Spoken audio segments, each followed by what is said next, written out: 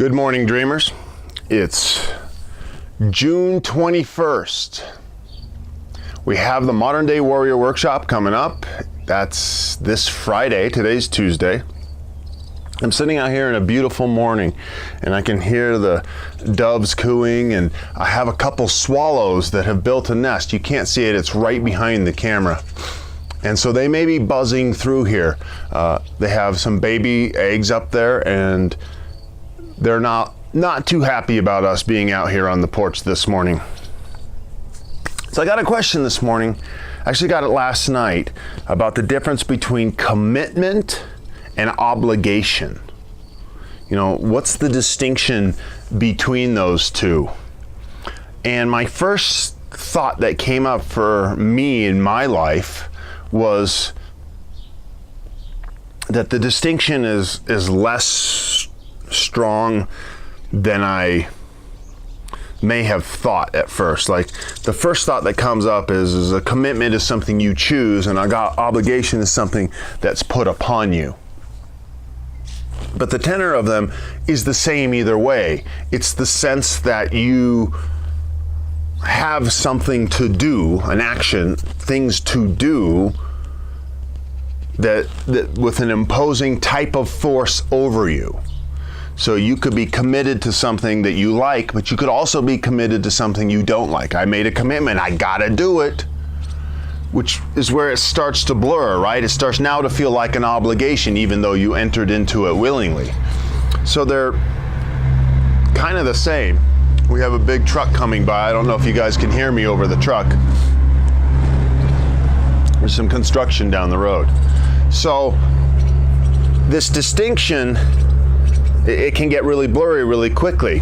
But the useful piece of it that I see, that I kind of like, is the fact that when you elevate your life past your own wants, your own individual needs and independent needs, past your interrelated connection with others, and connect to the universe, then you allow something to bubble up within you, a type of emerging energy and thoughts and forms that are decidedly not you.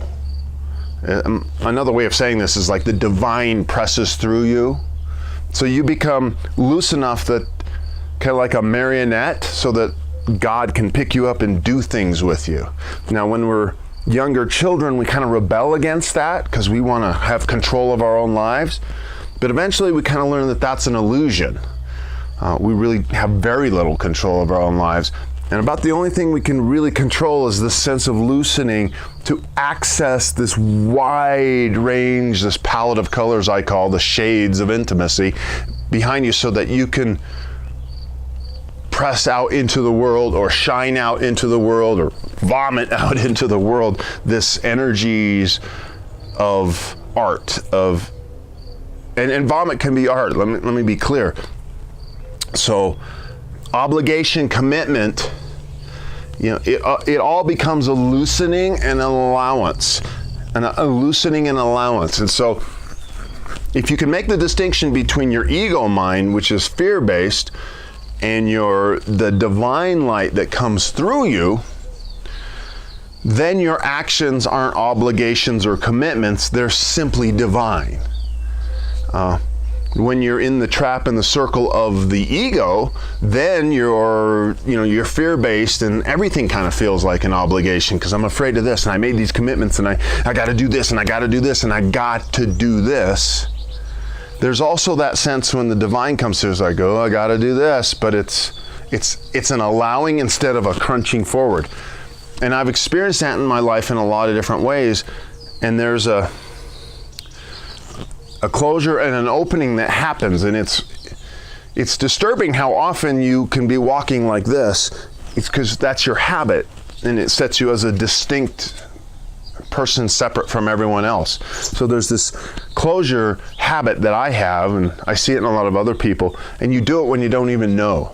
So this is my obligation, is to be closed. This is my commitment, to be closed. So I'm trying to turn that around and obligate open, and obligate and commit open, which is kind of a surrender, because now something presses through me.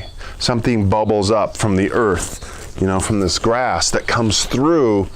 And if you can get the sense of that and let that happen, it teases out of you, and you actually can kind of stand back, and it feels like a type of genius that you're witnessing. You sense, wow, is that me? And it's not you, it's this panpsychic you, the whole collection of the universe, an integrated sense of oneness that kind of comes through and bubbles through. And often in ways that just totally do not look like what you expected. So that's my morning talk on obligation and commitment, and turning it into art so that those two concepts kind of dissolve and you just do. And you can do from fear, and you could do from divine, fear, divine. Either way, but you stop worried about what you have to do and just emerge.